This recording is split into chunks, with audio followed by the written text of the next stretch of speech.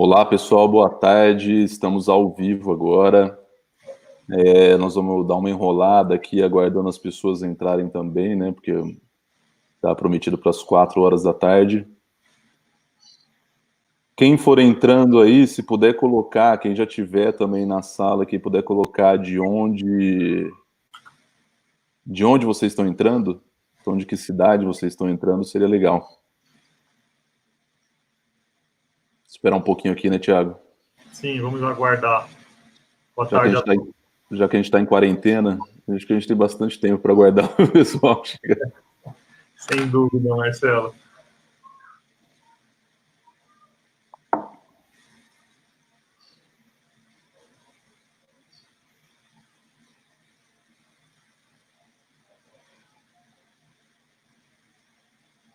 Como é que estão as coisas aí? Gostei do seu cenário do home office, Thiago, aproveitando que a gente está batendo papo aqui.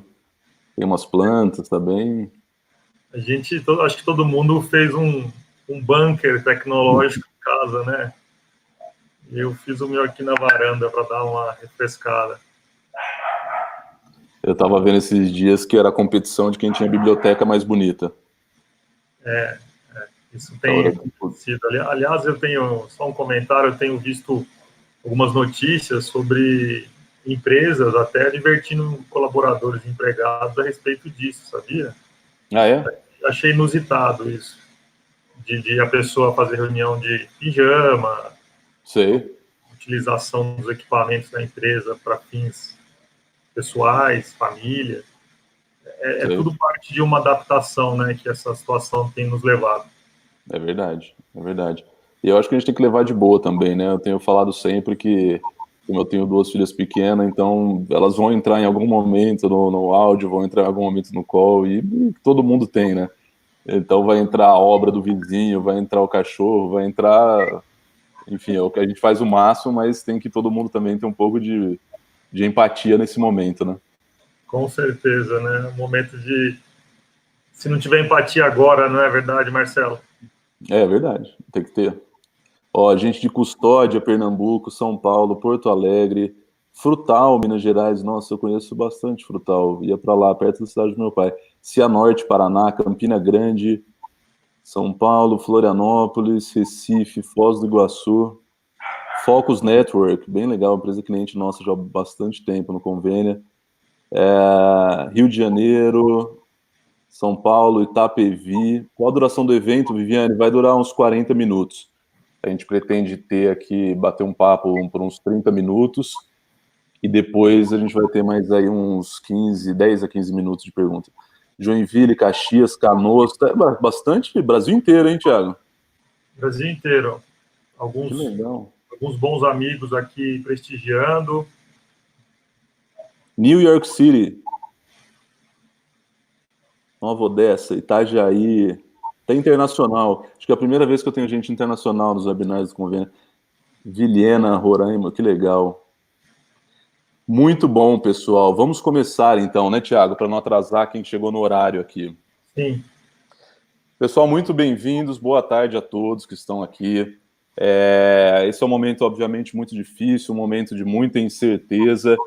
E nós aqui do Convênia nos associamos ao pessoal do Core Law, especialmente com o Thiago, que é sócio da área trabalhista, para a gente produzir vários conteúdos para todas as empresas, para todos os líderes que nesse momento também têm aí as suas incertezas, estão tentando lidar com a enxurrada de informação, a enxurrada de novas medidas provisórias, com tudo que o governo tem tentando fazer e que vem afetando a relação entre empresa e funcionário.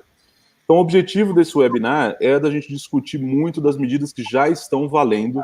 A gente está aproveitando como base um portal que a gente criou em conjunto, que é o coronavírus.convenia.com.br, e lá a gente tem todas as medidas atualizadas. Então, o que está valendo está lá, e a gente atualiza isso em tempo real, praticamente, para que todo mundo consiga consultar. E nesse webinar, o público nosso é o empresário, o público nosso é o empregador. Então, a gente vai tentar, de forma muito prática, levar conteúdo para todo mundo que emprega, o que pode ser feito nesse momento de crise, o que a gente consegue tirar o máximo das medidas que o governo está promovendo, para a gente, obviamente, tendo como diretriz básica aqui a manutenção do emprego, né, e a manutenção do time e o mínimo de impacto para as pessoas das empresas que a gente emprega, que é o nosso time, né, nossa família corporativa aí. Então, Thiago, obrigado pela presença. Eu quero que você se apresente também para todo mundo conhecê-lo, por favor. Claro, Marcelo. Bom, boa tarde a todos. Eu queria primeiro agradecer você, Marcelo, e o Convênia pelo convite para mais esse webinar aqui. É sempre, para mim, uma grande honra e alegria mesmo, porque é das perguntas das pessoas que novas ideias vão surgindo e a gente consegue pavimentar melhor aí um caminho para enfrentar essa crise e todas as questões trabalhistas envolvidas nela. Então, eu só queria te agradecer e agradecer a todos que estão presentes aqui. Espero ser bem objetivo e, como fazemos no Core Law, a abordagem prática, sem juridiquês, tentando ir direto ao ponto para a solução dos problemas das empresas. Acho que esse é o grande diferencial nosso que a gente vai tentar trazer aqui, trazer as coisas em português e não em juridiquês. Eu acho que o Core Law tem essa premissa básica, que eu sou fã, você sabe disso. Vamos lá, começando aqui, né? Eu acho que antes da gente até entrar, e a gente vai entrar em quase com um plano de ação para as empresas aqui, que a gente dividiu, mas antes até de entrar, fazendo um contexto, como a gente deve ter evolução das medidas e novas medidas também entrando em vigor, eu acho que seria legal a gente entrar um pouco e falar como que a gente pode aprender a ler as notícias das medidas provisórias que saem. Ou seja, quando eu entro lá no Globo.com, eu vejo lá, olha, o governo está pensando em fazer isso, tal. Como que eu sei que o negócio já está valendo? Eu, empresário aqui, eu gestor de RH, eu CEO de uma empresa, como que eu sei? Porque a medida provisória ela tem um curso diferente de uma lei, né? Ela tem um curso mais rápido de uma lei, mas ao mesmo tempo a gente vê assim, pô, teve uma medida provisória, está valendo, daí depois a medida tem uma cláusula, um artigo que é revogado.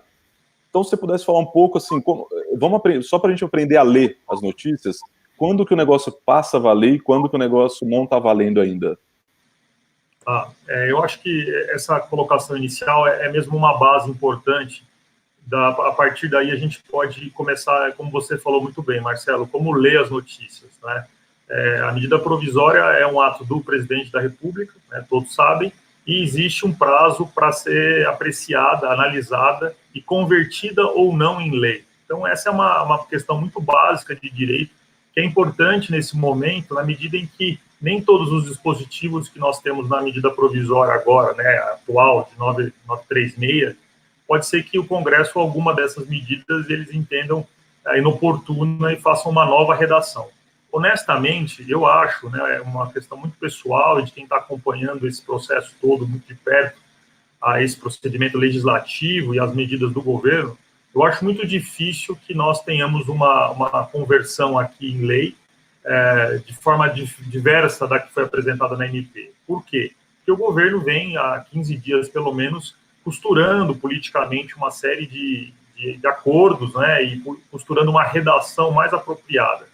Há uma liberação de dinheiro público importante, né, nós vamos falar, o benefício emergencial para os empregados, e, portanto, é um assunto politicamente complexo, e me parece que depois da medida 927, em que nós tivemos aquele artigo da suspensão dos contratos, que foi no dia seguinte já revogado, acho que agora a gente tem, sim, uma medida provisória mais robusta sobre os aspectos técnicos e provavelmente mais negociada no aspecto político. Ou seja, passa a valer quando a medida provisória é publicada lá no Diário Oficial. E pode ter uma alteração ou não, mas ela está valendo na medida que ela for publicada, né? E acho que a gente tinha conversado também um pouco antes desse webinar que parece que o governo está negociando já com os poderes para que isso seja evitado, né? Para que quando ela seja publicada, e eu acho que muito em função daquela primeira, que foi muito rápida, e depois eu acho que parece que tem uma negociação para evitar que isso aconteça e aí trazer mais segurança, né? Ou seja, publicada deve ter menos alteração daqui para frente, né? Quando convertida, né? Eu até acho interessante porque recentemente também se alterou esse prazo em que a medida provisória deve ser apreciada sob pena de perder a eficácia, né? Estendeu-se esse prazo para justamente esse momento de crise. O fato é que nós temos um diploma legal, quer dizer, nós temos uma medida provisória que produz efeitos desde já. Está valendo, né? Ou seja, está valendo.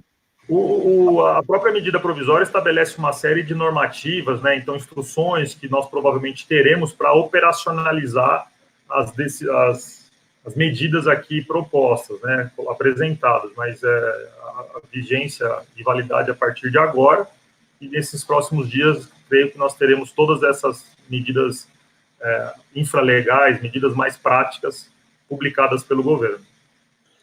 Ótimo. E aí, agora, aproveitando que a gente já tem bastante gente também online, se vocês tiverem perguntas, vão colocando as perguntas aqui, que no final a gente vai tentar responder algumas.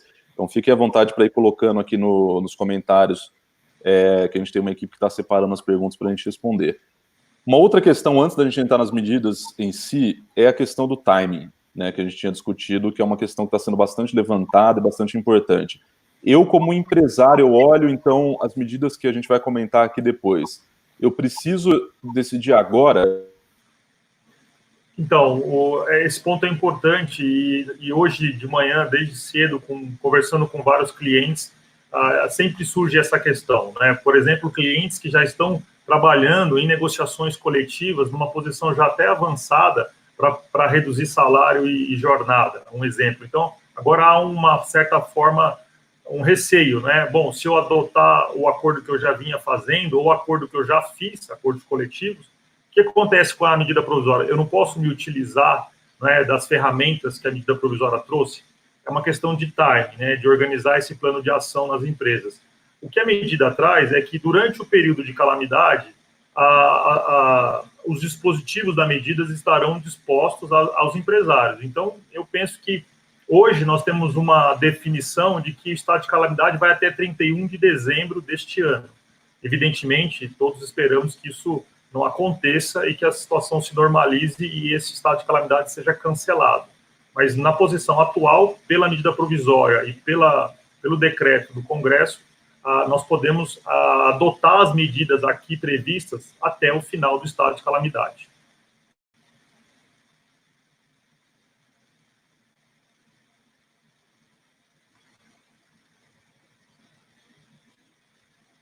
Acho que o Marcelo caiu, a conexão dele. Voltei. Voltou. Voltei com tudo. Mas engraçado que eu estava te ouvindo, né? Mas claro, como é ao vivo, vai acontecer de tudo aqui nessa história. Mas eu ouvi de tudo. Então a gente tem até esse período de calamidade para a gente escolher assim, para optar, o que também eu acho que traz um pouco de segurança, né? Eu não preciso fazer tudo num momento só, né? Mas ótimo. Vamos entrar nas medidas agora, propriamente, Thiago? Vamos lá. Bom, para que todos, como eu disse, a gente está tentando fazer uma coisa bastante prática aqui, e olhando do ponto de vista do líder, do empresário, de quem está empregando, a gente separou as medidas em 3 grandes grupos. Uma, prioridade 0. O que a gente está chamando de prioridade 0? São medidas que não afetam a vida dos colaboradores. Prioridade 1, a gente está chamando, ou seja, prioridade 0 você pode fazer para melhorar o caixa, está na regra do jogo, então eu acho que todo mundo vai querer usar. Prioridade 1, ela vai afetar de forma moderada a vida dos colaboradores, então afeta, mas não afeta tanto. E na prioridade 2, a gente entende que são medidas que vão afetar, se implantadas, afetarão bastante a vida dos colaboradores. Então vamos começar da prioridade 0 aqui, né? A gente tem algumas coisas que, principalmente, o governo está tentando garantir que o caixa da empresa não seja afetado. Vamos garantir o emprego sem afetar o caixa da empresa. Basicamente isso, então tentando aliviar o caixa. E também tirar um pouco de risco, né? Risco trabalhista de algumas áreas que a gente tinha antes. Então, algumas medidas que a gente tem aqui na prioridade 0 que a gente separou. Essa prioridade 0, 1 e 2 a gente que definiu, tá, pessoal? Então, não é uma coisa do governo. A gente separou aqui, mas cada um vai ter aí a sua análise também. Em prioridade 0, a gente começou primeiro, Sistema S, né? Então, todas aquelas alíquotas de contribuição que recaem sobre a folha, elas tiveram redução. Então, de novo, é uma tentativa de desonerar um pouco da folha de pagamento.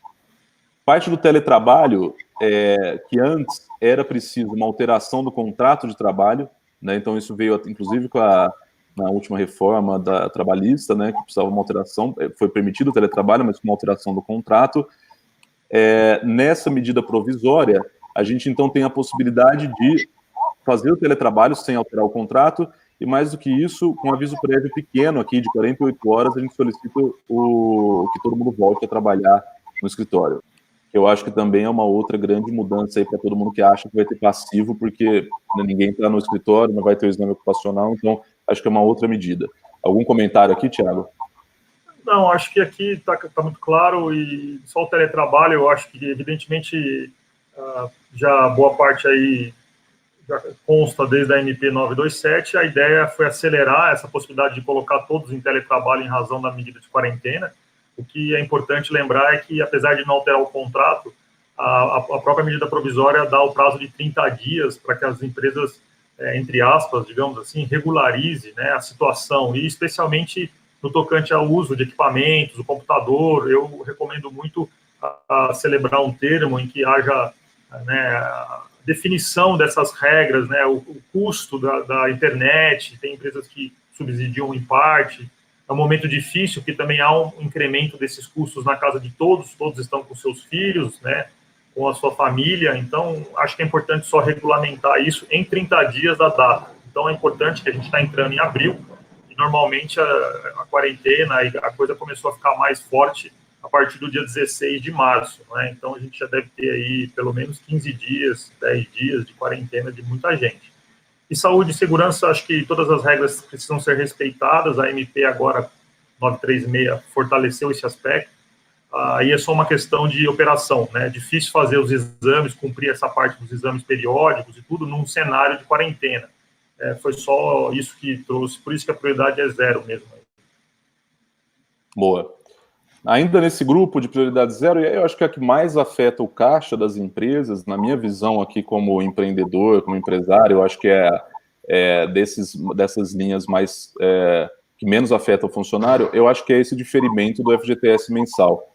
Então, o que isso significa na prática, vamos colocar aqui grandes números, 8% do custo da folha, né, da remuneração, mas os pagamentos, os recolhimentos das folhas de março, abril e maio, elas poderão ser feitas em até 6 parcelas, sem juros e sem correção.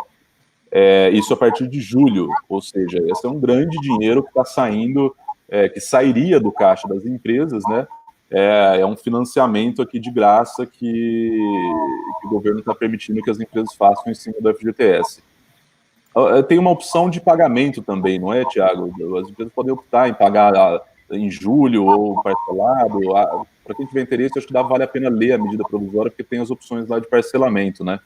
Eu acho que é uma medida importante. Afinal, 3 meses multiplicado por 8%, estamos falando de 24% total da folha de pagamentos.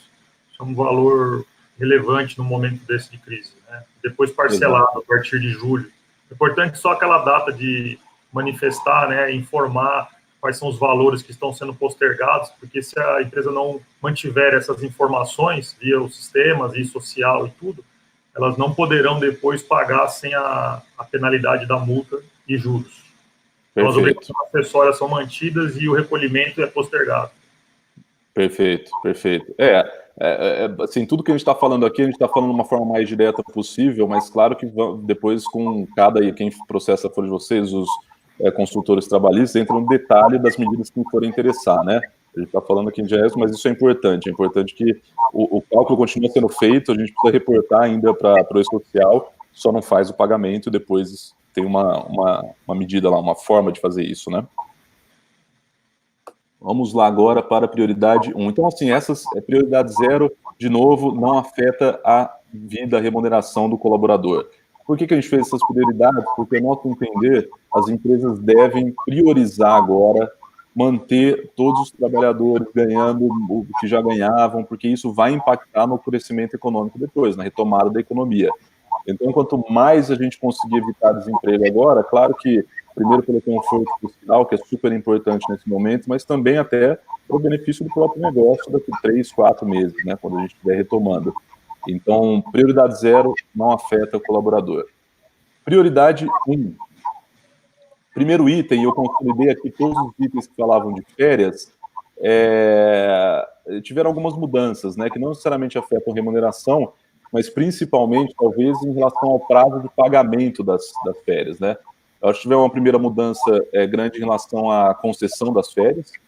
né? Então, para quem, acho que muita gente aqui, a audiência é bem qualificada, né? Mas você precisava ter um período aqui de 12 meses completos para você conceder férias de 30 dias, e agora você pode conceder férias mesmo sem completar esse período, não é isso, Thiago? Sim, conceder férias de forma antecipada, que seria antes uma violação a próprio direito a férias, né? Isso, e a outra coisa foi relacionada ao pagamento das férias, certo? Exatamente. O pagamento de um terço das férias e o pagamento das próprias férias, né? Uhum. O pagamento das férias, que antes era 2 dias antes da concessão, passou a ser até o 5º dia do mês seguinte, desculpa, em que as férias se inicia. Então, muitas empresas concederam férias a partir de ontem, né, para poder fazer o pagamento em 5 de maio, desse período de 30 dias de férias ou de 15 dias de férias. Não há nenhuma alteração em relação à estrutura de concessão de férias já existente na CLT, alterada pela reforma, inclusive aquela possibilidade de fragmentar o período de férias, né, de gozo de férias. E 1/3 ficou para o pagamento junto com o 13º. Interessante são questões como a hipótese em que a convenção coletiva estabelece a possibilidade de pagamento do 13º junto com as férias. Uhum. Então, o 13º, que era no final do ano, ficaria com as férias e, portanto, junto traria 1/3. Acho que não faz muito sentido essa interpretação, a meu ver, porque iria... Piora o fluxo de caixa, né? Não, iria afrontar diretamente o próprio espírito da medida provisória, que é dar esse fôlego de caixa, né, para as empresas. Sim. No objetivo de manutenção dos empregos. Então, sim, é uma questão interessante de direito coletivo. A outra coisa bastante prática aqui de férias é que antes o aviso era de 30 dias, né, no mínimo, dava mais, porque você precisava avisar 30 dias do final do período de férias, né, então dava mais do que os dias, e agora são 48 horas, né, de aviso. Avisava, e agora tem essa possibilidade, de novo, como o teletrabalho, né, Marcelo, colocar todos rapidamente em alguma condição que esses dias de não produção possam não ser totalmente prejuízo, digamos assim, para o empresário. Então, colocaria em férias de forma mais rápida para que pudesse aproveitar esse período de não trabalho. Perfeito. Mais um item do Prioridade 1, banco de horas especial. Então, eu acho que muito em função também do teletrabalho, né? E de como que as empresas estão tentando se adequar a isso, a um pouco de nova jornada de trabalho. O que houve de diferença aqui, Thiago? Não, primeiro, eu queria só dizer, eu estou vendo aqui as perguntas ao lado, né? E realmente o interesse pela medida provisória 936, que a gente já vai falar disso, que é justamente a prioridade 2, porque a medida provisória impacta. Então, nós já vamos chegar lá nas respostas, mas falando da prioridade 1... O pessoal está ansioso para a parte que está dando mais polêmica, né?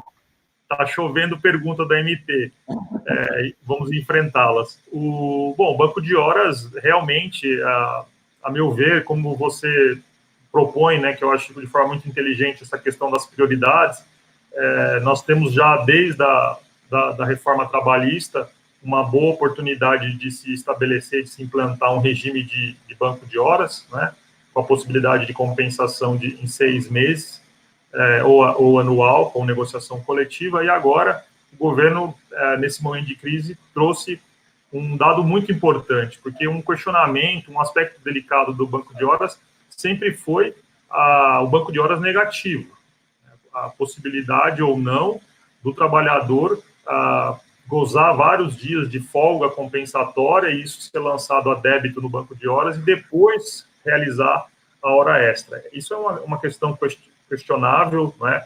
Eu entendo que não era possível fazer isso, porque o sistema sempre foi na legislação de compensação, o sistema é de prorrogar e compensar. Então, eu realizo as horas extras e depois eu compenso com folgas para poder quitar aquela sobrejornada e evitar que aquilo se transforme em horas extras com o adicional da convenção ou da lei, 50% da lei.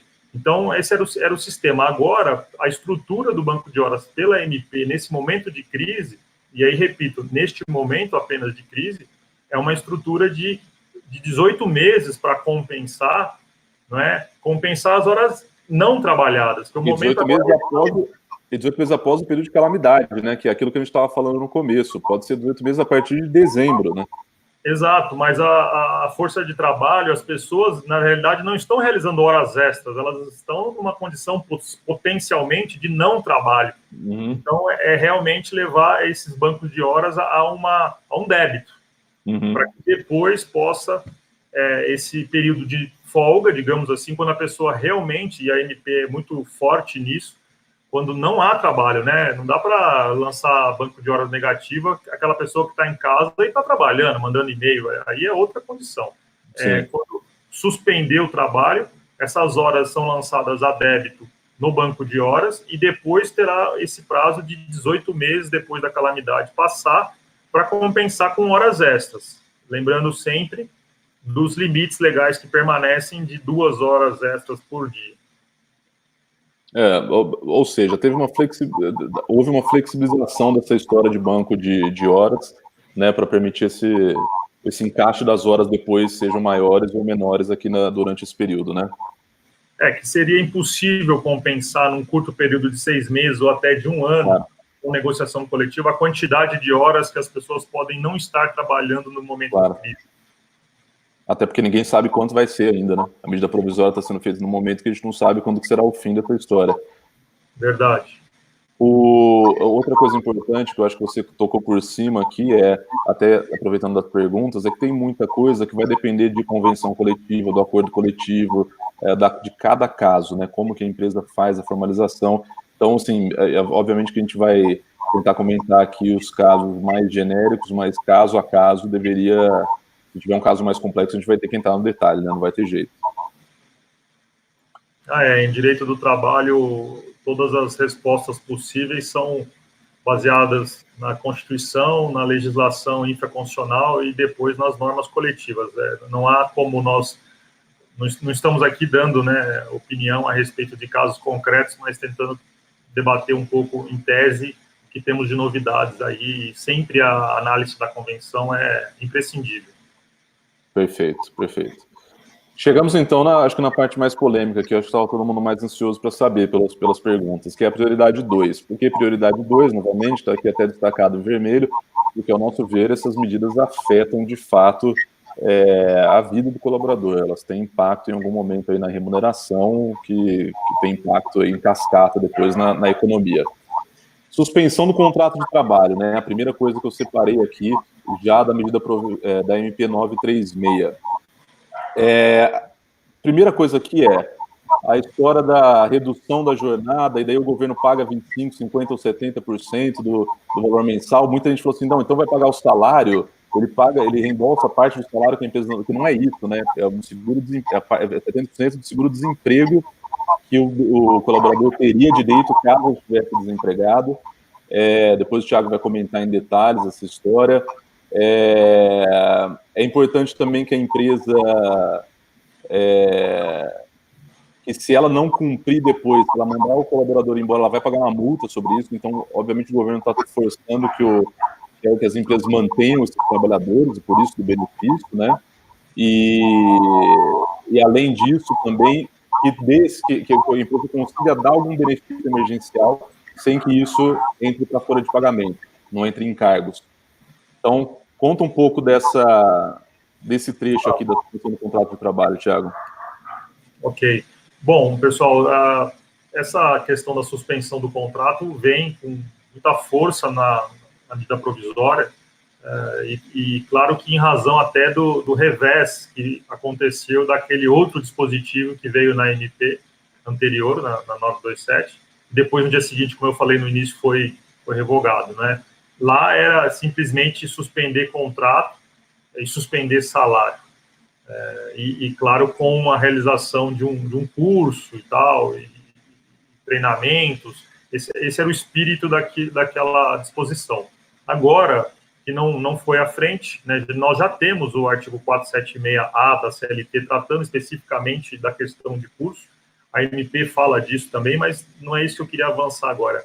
O que eu queria avançar era em relação à suspensão do contrato que tem na MP. É evidente que a gente não pode perder de vista, né? Logo o início da MP fala isso.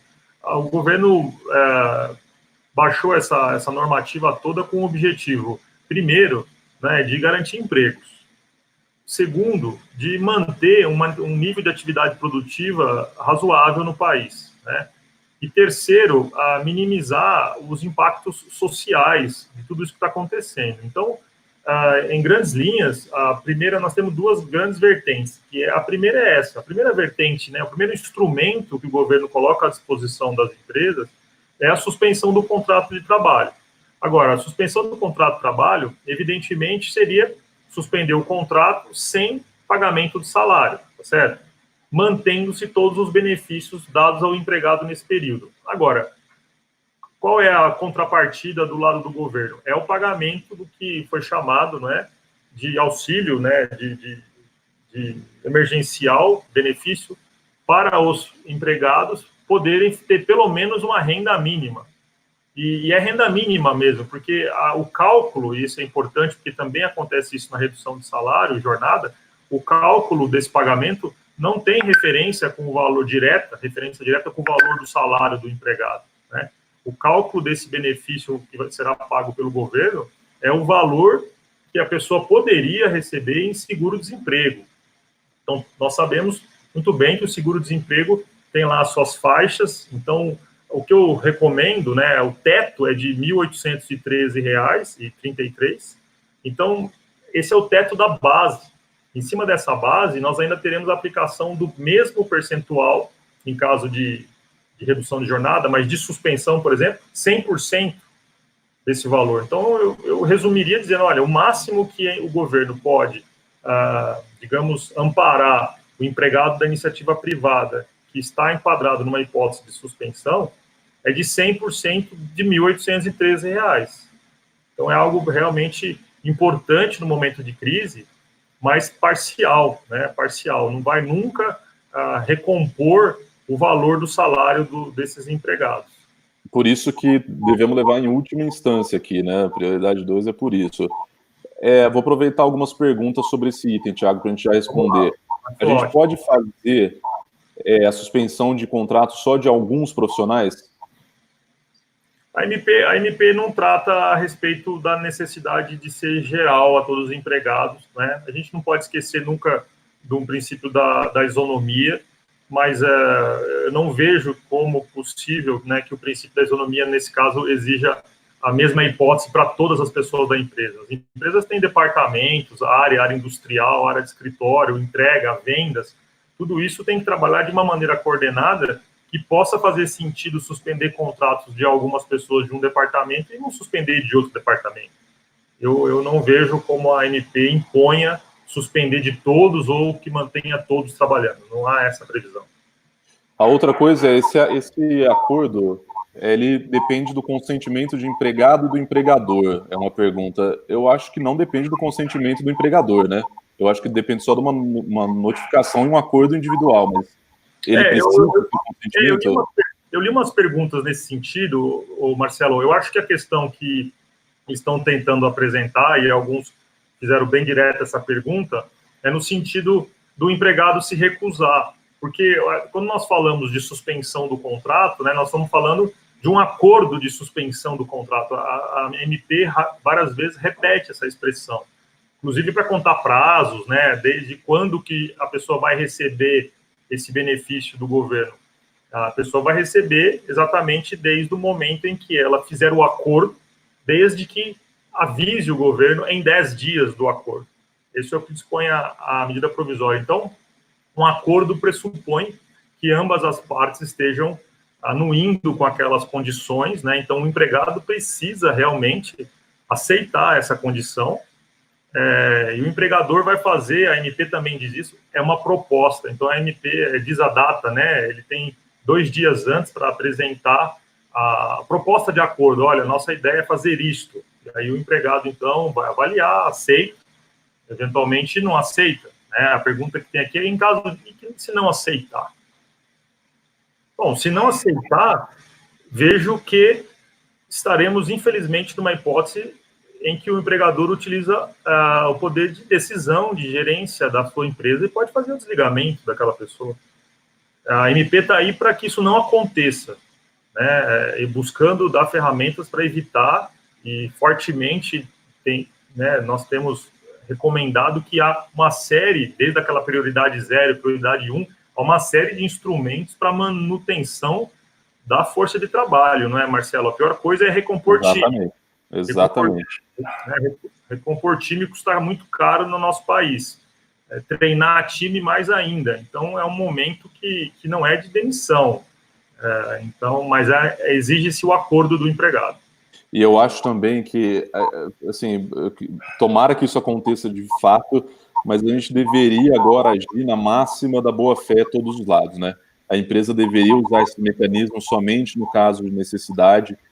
Os colaboradores deveriam entender que a empresa está necessitando tomar essas providências e também ter uma boa-fé de que, vou ter que também tirar um pouco aqui para ajudar a passar por esse momento.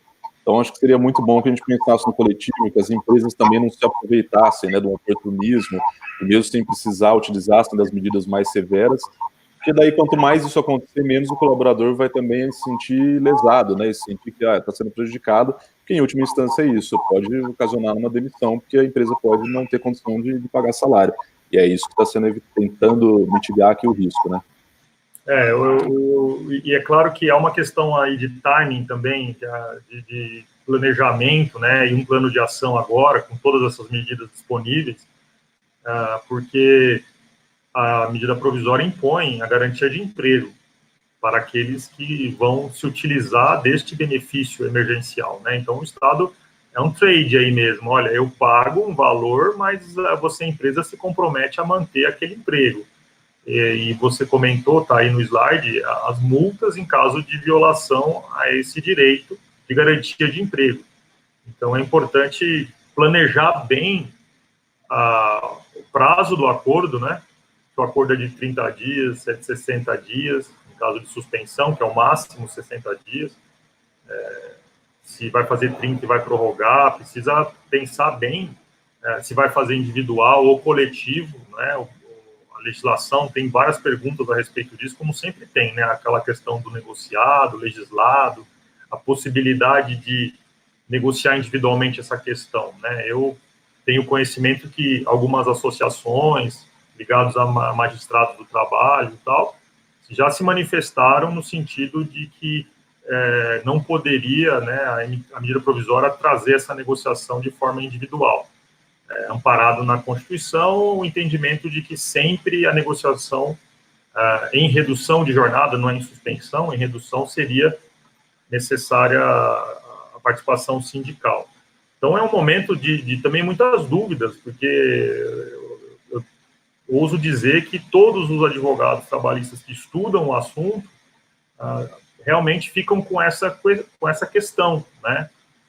Posso avançar? A medida provisória, é clara ao dizer que em salários até 3.135, né, que são 3 salários mínimos, 3.135, até esse valor, e depois superior a 12.212, que é aquele valor dos hipersuficientes, né, e com diploma superior. Então, acima desse valor, a ANP está dizendo, olha, aqui é autonomia da vontade, aqui a pessoa que recebe esse salário e tem diploma tem liberdade para negociar com o seu empregador, de forma individual. E abaixo também. E por que o legislador, por que a presidência da República, o governo trouxe a medida provisória nesses termos? Porque quem está ganhando abaixo não é que está ficando desamparado, são essas pessoas que serão amparadas pelo benefício, em razão dos valores do seguro-desemprego. A compensação é maior proporcionalmente, né? Eu fiz alguns cálculos, né, e apurei que em 90% dos casos, de fato, o empregado também terá um pequeno prejuízo, digamos assim. O valor do benefício mais o valor do salário não vai, somados, não vão chegar a esses valores ao total que ele recebia antes, né? Então, de fato, os trabalhadores vão pagar também uma parte desse custo geral aí do que está acontecendo, né? Assim como o governo dando esse benefício. Então, acho que é importante olhar bem para a medida provisória nesses dois cenários de acima de 12 e abaixo de 3, e a questão é o que faz no meio, né? Mas eu queria comentar isso mais à frente, quando formos falar de redução. Perfeito, é que é o próximo slide. Só para teve uma pergunta da Jade Muriel, ou Jade, não sei, sobre o salário de 3 mil e tantos reais. Ele é salário base ou média salarial? Igual a gente usa para cálculo de férias. Não, salário base. Salário base. O que também aqui também, pessoal, a gente está, uma coisa é a medida provisória, outra coisa é a operacionalização dessa medida provisória, né? Eu estou vendo lá do lado econômico também, tem muita coisa sendo anunciada, mas que não sabe como vai ser feita. Aqui é um pouco menos isso, na área trabalhista, mas também está todo mundo aprendendo a operacionalizar essas medidas. A parte de curso, né, o programa de qualificação, então, que vem muito daquela primeira medida provisória que você comentou, que era só, nós vamos suspender o contrato, a empresa tem que dar um curso aqui para os funcionários. Voltou a história do curso aqui, né, nessa medida provisória 936. Então, o curso, obviamente, não presencial, duração de 1 a 3 meses. Eu acho que essa questão não é tão importante quanto a próxima, então vou pular rapidamente, Thiago, se você me permitir. Claro, vamos lá. É a história da redução da jornada e do salário. Então, durante o estado de calamidade, o empregador ele pode negociar individualmente, então, como você disse, está bastante claro que a negociação pode ser individual. Seus empregados, redução de jornada entre 25%, 50% e 70% para vigorar para até 90 dias. E aí entra a questão da negociação direta ou via sindicato, que eu acho que é legal comentar, acho que já estava abordando um pouco dessa história, mas eu acho que é legal você entrar em detalhe de como fazer isso, né, nessa faixa. Bom, vamos lá. A medida provisória escalonou, né, de forma bem clara as possibilidades de redução da jornada e redução do salário. Provavelmente para facilitar até a forma toda de cálculo, né, desse benefício emergencial que o governo vai pagar.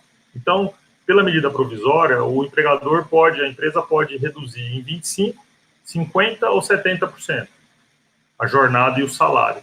E a partir da escolha, né, de um desses percentuais, várias consequências vêm disso aí. Até, por exemplo, a multa no caso de violação. Né? A multa no caso de violação à garantia de emprego vem de acordo com a escolha que o empresário faz aí de redução da jornada.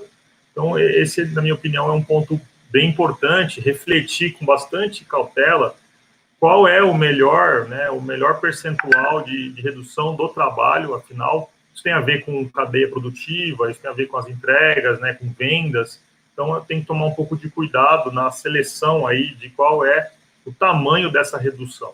Esse é o primeiro aspecto que eu queria chamar a atenção. Mas não tem nenhum critério para isso na medida provisória, né? Não, a medida provisória ela até, por exemplo, por negociação coletiva, e já entrando um pouco no item 2, por negociação coletiva, a medida provisória é expressa ao dizer que pode ser negociado qualquer outro percentual de redução, né? Inclusive dizendo que se for abaixo, né, de 25%, então nem benefício emergencial a empresa contará, os empregados não contarão. Então, quem quer reduzir 10%, não vai conseguir aplicar, né, o benefício da medida provisória, que a medida provisória põe 25%, 50% e 70%. E mesmo que negocie coletivamente, por exemplo, 20%, também não vai se utilizar dessa ajuda emergencial. O governo está dando uma clara sinalização de que a redução de salário e jornada tem que ser suficientemente importante, e isso ele entende como 25%, para que entre, então, esse amparo emergencial com dinheiro público, né, dinheiro da União. Na verdade, dinheiro do FAT, né, do Fundo de Amparo aos Trabalhadores, gerido pela União. Sim, vamos entrar nas perguntas agora? A gente já respondeu algumas, nós vamos nas perguntas? Tem um cachorro aqui, não sei se dá para ouvir, mas ele tá louco fazer uma pergunta aqui, ele latiu o nosso webinar inteiro, Thiago, então deve estar bastante... Não estou ouvindo. Não, então só para mim aqui. Vamos lá, a empresa, bom, a gente já respondeu isso, a empresa pode suspender o contrato, do consentimento também, caso haja alguma coisa, a gente falou sobre isso. Como podemos formalizar a redução da carga horária? É enviado via e-social automaticamente. O Ministério do Trabalho e Emprego já fica notificado para pagar a complementação? Isso a gente já tem detalhe da operacionalização dessa história? A gente ainda não tem exatamente a modelagem. Eu estava esperando que até já estivesse pronta, viesse hoje, por exemplo, junto com, né, a MP saiu na madrugada e amanhecemos com a MP. Eu acho que é uma questão super importante das equipes, né, das empresas se prepararem para fazer essa comunicação, que com certeza vai respeitar o sistema de informação social, que é o e-social. Então, a ideia é que ali venha alguma forma, uma ferramenta de comunicação a respeito disso. Mas é muito importante ter atenção a isso, porque os benefícios, né, o benefício emergencial será pago a partir da data, né, do acordo. Então, o acordo de redução de jornada ou acordo de suspensão do contrato, desde aquela data. Então, quer dizer, o empresário, o empregado, né, não vai ter nenhum prejuízo, porque vai entrar o recurso desde o D0 em que ele tiver a redução, mas desde que a empresa, em 10 dias, faça essa comunicação, pelos meios que a gente vai ficar sabendo nesses próximos dias, via e-social. Legal. Algum evento especial, né? Sim. De que forma formaliza o teletrabalho? Teve uma pergunta aqui. Formalizo? Não precisa mais alterar o contrato de trabalho para formalizar, né? Como é que funciona agora a formalização do teletrabalho? Essa pergunta já tem acontecido com bastante frequência nesses últimos 10 dias para nós, lá no escritório. Eu acho que ao menos um termo, né, algo simples, né, que diga ali quais são as regras, digamos, né, do jogo, do uso dos equipamentos, colocar ali uma questão de saúde ocupacional. A gente pode esquecer que desde a reforma, né, a questão do teletrabalho impõe que o empregador continue orientando os seus empregados. Então, acho que a parte de saúde e segurança do trabalho precisa entrar nessa hora. Não é? Existem treinamentos online muito bons nessa área para você pra apresentar para os colaboradores, para os empregados. Então, eu acho que é preciso fazer isso também para todo mundo em casa, trabalhando, né? E como é que está a parte de ergonomia? Isso é responsabilidade da empresa, Então, eu acho que essas questões básicas, elas precisam ser, mesmo que não alterando um contrato, como não é mais necessário, pelo menos um termo, né, de anuência do empregado sobre essas regras. Eu acho que é importante, né? Veio até a pergunta, bom, mas como vai assinar o termo? Hoje, pela tecnologia, pode assinar eletronicamente, uma simples resposta a um e-mail, né, que envie esse termo e essa política, digamos assim, acho que já é suficiente para comprovar que o empregado está ciente das suas responsabilidades no período do teletrabalho. Quem tiver convênio, com um botão consegue distribuir o termo. Você já fazendo um jabá aqui, né? Mas você pode fazer assinatura digital. E você não sabe o que escrever no termo, você pode perguntar para o Carló e consultar. Como fica o prazo de homologação? Eu vou juntar duas de homologação aqui. Teve uma pergunta, como é que ficam as homologações, já que está todo mundo em home office? E como é que fica o prazo dessas homologações? Homologações de rescisão? Eu acho que sim. Não tinha que ter tudo.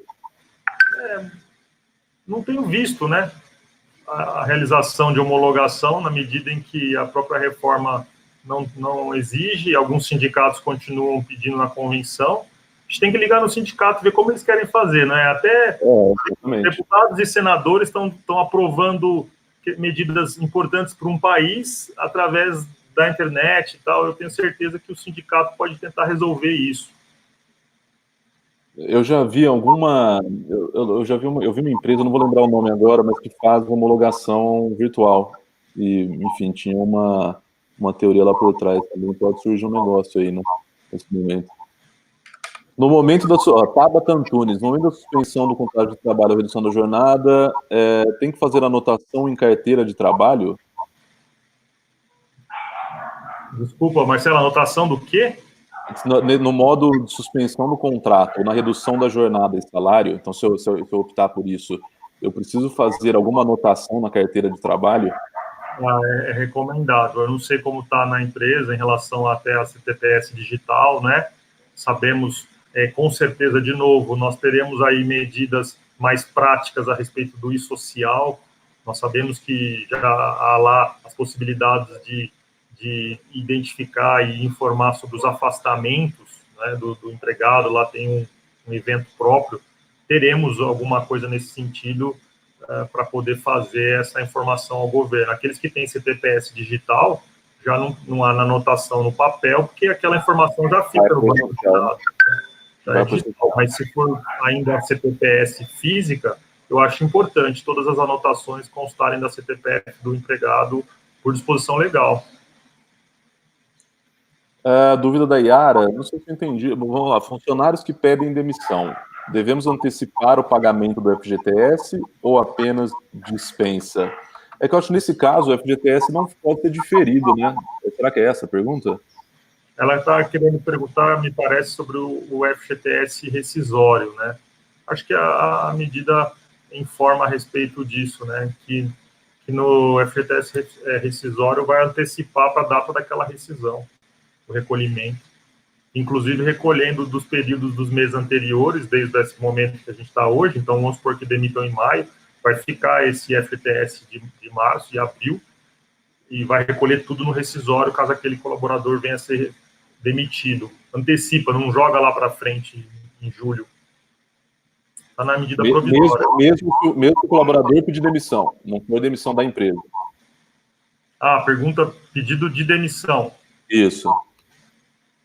Aí vai ficar no bolo do total, né? Porque não vai ter o recolhimento.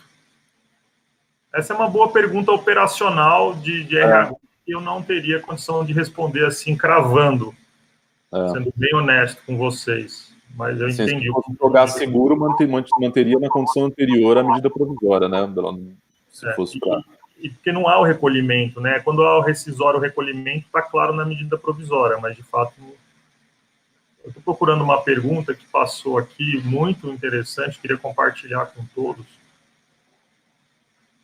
Teve muita pergunta interessante, aliás, pessoal, muito obrigado pelo envio, acho que prova assim que o tema também é polêmico, a gente não vai ter tempo de responder todos, talvez a gente faça até uma segunda versão aqui do webinar, que já está chegando no final, estou só esperando o Thiago aí achar a pergunta que ele gostou. Essa da Tabata Antunes, obrigado, Tabata, já mandou isso já há um tempo. Se a empresa pode suspender os contratos de alguns profissionais e reduzir as jornadas de outros. Eu acho que isso, eu gostei muito da pergunta, obrigado, porque ela traz o questionamento justamente do que a gente acha mais importante a empresa, nesse momento, pensar. De tudo isso que a gente tem, né, de ferramentas para enfrentar essa grave crise, quais ferramentas e quando utilizar cada uma delas? Eu acho que esse é o plano de ação e a reflexão agora. E, portanto, respondendo, eu penso que sim, que é possível suspender contratos de alguns, reduzir jornada de outros, inclusive reduzir jornada de outros em percentuais diferentes na medida da necessidade dessa, como eu disse, da produção como um todo. Eu posso ter uma área que eu preciso parar metade dos trabalhadores na indústria, por exemplo, porque eu estou produzindo e não tenho como vender. Porque as empresas, por exemplo, que compram não estão comprando. Então, eu paraliso aquela força em 50%, vou aplicar a medida provisória para ter o benefício. Acho que é importante as empresas pensarem também a respeito da ajuda compensatória mensal. Acho que nós não falamos disso, é importante.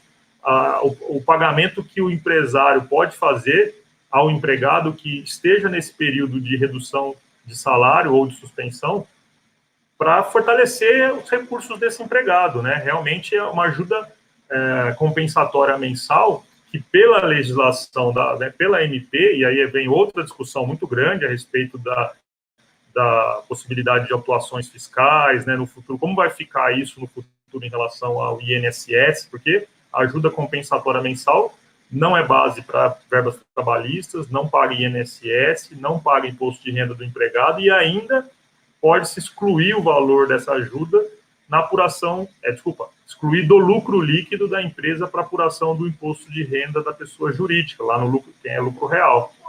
Então, eu penso que com essa pluralidade de opções, precisa pensar bem e é cabível, sim, a cada situação, aliás, a cada grupo de trabalhadores, se implementar uma parte dessa solução na busca de novo, manter emprego, manter nível de atividade econômica e diminuir, tanto quanto possível, o impacto social dessa crise terrível, né, Marcelo? Ops, estava no mudo aqui, é verdade, Thiago. Bom, vamos indo para o finalmente. Eu vou só rapidamente algumas perguntas que eu acho que são rápidas. Vamos tentar um sim ou não aqui. As alíquotas reduzidas do sistema F já estão regulamentadas, Eduardo, sim, já estão. Lá na nossa página coronavírus.convenia.com.br a gente tem a tabela, inclusive, da nova taxa. Se houver redução, Aline Miato, se houver redução de salário, a diferença de salário será completa? Não. Não. A gente está falando que tem uma diferença aí, dependendo das faixas, essa diferença não completa o salário. Tinha uma outra pergunta. Posso dar um exemplo rapidinho? Pode, por favor, ótimo. Eu fiz um cálculo aqui, ó. O empregado recebe R$3.000 por mês e ele sofre uma redução de salário de 25% e de jornada, consequentemente. Ele vai receber do empregador, isso tudo bruto, né? Não vou fazer os cálculos do INSS, é só dar um grande número. Receberá do empregador R$2.250. Então, ele tinha 3.000, ele baixou 25% para 2.250, bruto. E o cálculo que eu fiz em cima do valor do seguro-desemprego, ele vai ter do governo R$ 453,25 de benefício. Então, se você somar, nós estamos falando aproximadamente de R$4.703. Desculpa, R$2.703, que é abaixo dos R$3.000 iniciais que nós falamos. Então, é só para entender que a recomposição das reduções não será uma recomposição integral. O Sérgio, suspensão do contrato ou redução está limitada a 60 dias? Sim, a suspensão, 60 dias, e redução, 90 dias. Porque a suspensão é muito mais drástica, não é? Porque não há pagamento do salário. A redução deve ser acompanhada de redução das horas de trabalho? Sim, então, deve acompanhar.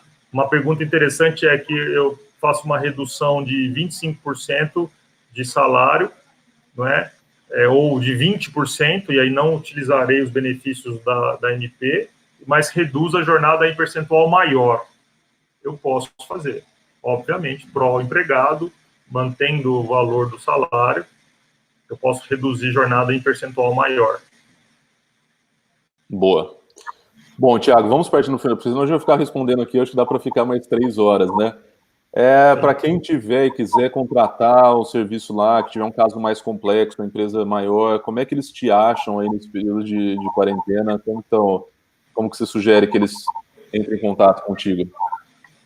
Eu acho que eu queria muito perguntas, de novo, né, no Corona News do Convênia.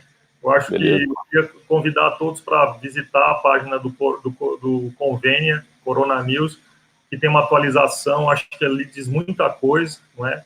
Tem lá todos Sim. os dados do Convênia e os dados nossos aqui, pessoais.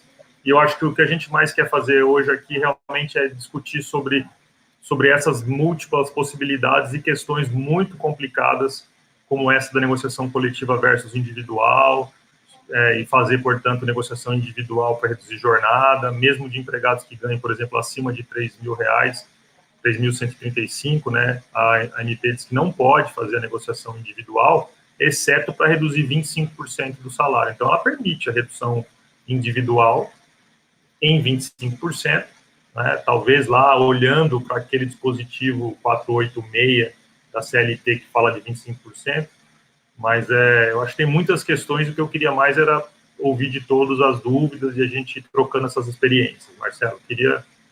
Boa. Te agradeço. Boa. Então, desculpa. Não, só queria de novo te agradecer pela oportunidade e todas as perguntas que a gente já recebeu. Imagina, ótimo. Obrigado, Thiago. Eu espero que tenha sido assim prático para todo mundo. Eu adorei também, aprendi. Cada vez que eu falo com você, você sabe que eu aprendo muito aqui também. Reforçando o convite do Thiago. Então, a gente tem essa página em conjunto, coronavírus.convenia.com.br, está aí agora, o time já colocou aí nos comentários. Ali a gente está atualizando o tempo todo e no final tem uma área de perguntas que a gente sempre responde também. As perguntas mais comuns a gente responde. Peço desculpas a gente não ter conseguido responder todas as perguntas, mas para cumprir o nosso horário aqui até estendemos, né? Seria 45 minutos, a gente foi para 1 hora, mas eu acho importante, então a gente também tentar ser o mais didático e direto e tentar responder as dúvidas o máximo possível. Esse vídeo vai estar disponível para todos, para vocês escreverem, caso queiram. Corre o risco daqui uma semana a gente já está mudado tudo, mas acho que não. Mas acho que é importante que vocês revejam com Primeiro, com muita atenção aqui o ponto que for interessar a vocês. Segundo, leiam a medida das medidas provisórias que interessarem. Lá na nossa página tem cada artigo, vai ter a medida provisória. Clique lá no link que vai para a medida provisória para vocês lerem em primeira mão, em uma fonte primária. E contem com a gente para os próximos, gente, para as próximas medidas provisórias aí. A gente está aqui à disposição, tentando diminuir o máximo a incerteza, que nesse momento já é grande. A gente está tentando o máximo aqui diminuir a incerteza para todo mundo. Obrigado a todos, obrigado, Thiago, novamente, e até a próxima, pessoal.